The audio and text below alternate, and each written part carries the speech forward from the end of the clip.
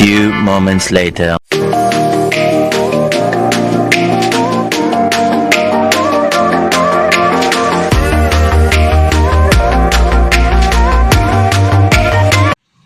Halo, assalamualaikum warahmatullahi wabarakatuh. Kembali lagi dengan aku, Dede.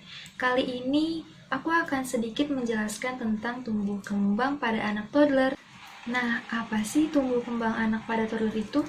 Mari kita simak di next video. Anak usia toddler adalah anak yang berada di rentang usia 12-36 bulan.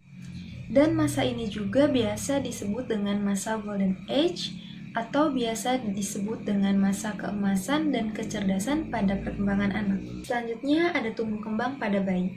Tumbuh kembang pada bayi ini juga yang akan mempengaruhi dan juga menentukan tumbuh kembang pada anak selanjutnya.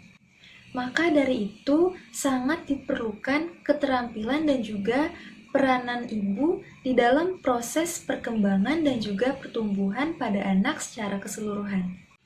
Nah, selanjutnya ada stimulasi tumbuh kembang anak untuk mencapai tumbuh kembang anak yang optimal. Proses tumbuh kembang pada anak akan berlangsung secara alamiah, akan tetapi proses ini sangat tergantung kepada orang tua dan juga orang dewasa. Periode penting pada masa ini adalah pada masa balita, karena pada masa ini perkembangan dasar akan sangat mempengaruhi dan juga menentukan perkembangan anak selanjutnya. Dan pada masa balita ini juga perkembangan berbahasa, kreativitas, emosional, kesadaran sosial dan juga intelijensia berjalan sangat cepat. Dan ini juga salah satu merupakan landasan perkembangan anak selanjutnya. Perkembangan serta dasar-dasar kepribadian juga dapat dibentuk pada masa ini. Dan pada masa ini juga anak mengalami periode kritis.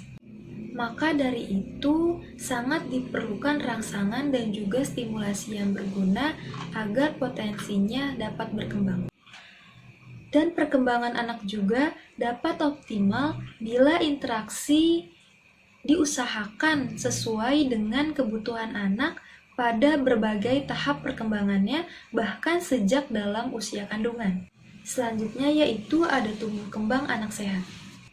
Istilah tumbuh kembang sebenarnya mencakup dua peristiwa yang sifatnya berbeda, tetapi saling berkaitan dan sulit dipisahkan, yaitu pertumbuhan dan juga perkembangan.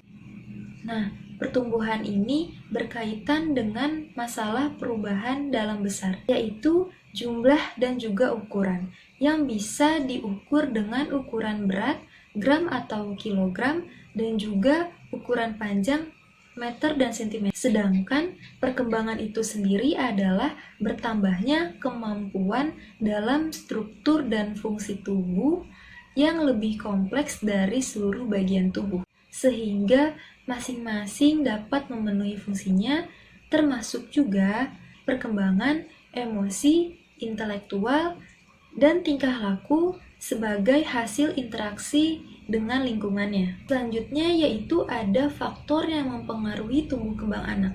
Nah, apa aja sih yang dapat mempengaruhi tumbuh kembang anak? Yaitu yang pertama ada faktor genetik dan yang kedua ada faktor lingkungan. Yang pertama ada faktor genetik. Faktor genetik ini adalah faktor yang menentukan sifat bawaan dari anak tersebut. Dan kemampuan anak merupakan ciri-ciri khas yang diturunkan oleh orang tuanya. Sedangkan faktor lingkungan yaitu suasana di mana anak itu berada. Jadi, dalam hal ini lingkungan juga dapat berfungsi sebagai penyedia kebutuhan dasar anak dan tumbuh kembang pada anak dari dalam kandungan hingga dewasa. Dan lingkungan yang baik akan menunjang tumbuh kembang anak. Sebaliknya, lingkungan yang kurang baik akan menghambat tumbuh kembangnya. Selanjutnya, kebutuhan dasar untuk anak. Secara umum, kebutuhan dasar ini dibagi menjadi 3 yang meliputi ASU, ASI, dan juga ASAH. Nah, ASU ini adalah kebutuhan fisik dan juga biomedis. Dan yang pertama ada pola asuh yang meliputi pangan atau gizi. Dan yang kedua ada perawatan kesehatan dasar yang meliputi imunisasi, pemberian ASI, penimbangan berat badan, dan juga pengobatan. Dan selanjutnya ada pemukiman yang layak yang meliputi kebersihan perseorangan dan juga sanitasi lingkungan, pakaian, rekreasi, dan juga kesegaran jasmani. Nah, selanjutnya ada kebutuhan emosi atau kebutuhan kasih sayang yang biasa disebut dengan pola ASIH.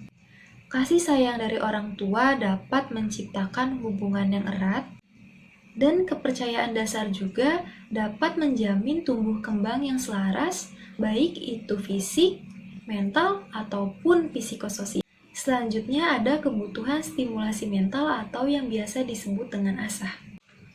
Stimulasi mental ini juga dapat mengembangkan perkembangan mulai dari kecerdasan, kemandirian, kreativitas, agama, kepribadian, moral etika, produktivitas, dan sebagainya. Anak yang mendapatkan kebutuhan pola asuh ASI ASA yang memadai akan mengalami tumbuh kembang yang optimal sesuai dengan lingkungannya. Selanjutnya, stimulasi dalam tumbuh kembang anak. Kemampuan tumbuh kembang anak perlu dirangsang oleh orang tua agar anak dapat tumbuh dan berkembang secara optimal sesuai dengan umurnya. Stimulasi adalah perangsangan yang meliputi penglihatan, bicara, pendengaran, dan juga perabaan yang datang dari lingkungan anak itu sendiri. Anak yang mendapatkan stimulasi yang terarah akan lebih cepat berkembang dibandingkan anak yang kurang bahkan tidak mendapat stimulasi. Beberapa contoh permainan alat balita dan perkembangannya yang distimulasi. Yang pertama itu ada pertumbuhan fisik motorik kasar yang meliputi sepeda roda 2 atau 3, bola, atau permainan yang didorong. Yang kedua yaitu ada motorik halus yang meliputi gunting, bola, balok, dan juga lilin. Selanjutnya, ada kecerdasan atau kognitif yang meliputi buku gambar, buku cerita, Lego, boneka. Yang keempat yaitu ada bahasa yang meliputi buku gambar, buku cerita, majalah, dan juga radio. Yang kelima yaitu ada menolong diri sendiri yang meliputi gelas, piring, sepatu, baju, dan kaos kaki. Dan yang terakhir adalah tingkah laku sosial yang meliputi permainan yang dapat dipakai bersama, misalnya congklak, kotak pasir, bola, dan juga tali.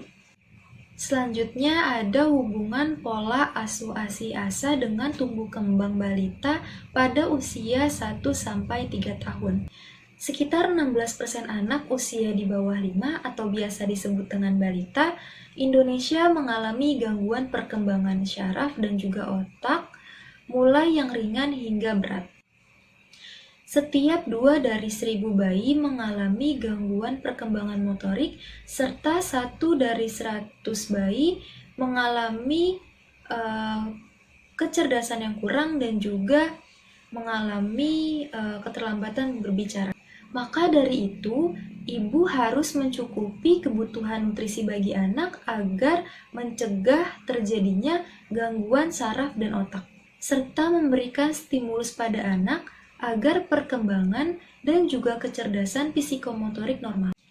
Karena pertumbuhan anak yang sehat dapat dipengaruhi oleh pengasuhan orang tua. Orang tua setidaknya dapat memberikan asupan jasmani dan rohani yang tepat agar pertumbuhan anak lebih sehat. Baik, segitu saja penjelasan tumbuh kembang anak toddler dari saya. Semoga bermanfaat dan juga dapat dipahami dengan baik. Dan juga terima kasih yang telah menyempatkan menonton video ini. Kurang lebihnya mohon maaf. Wassalamualaikum warahmatullahi wabarakatuh.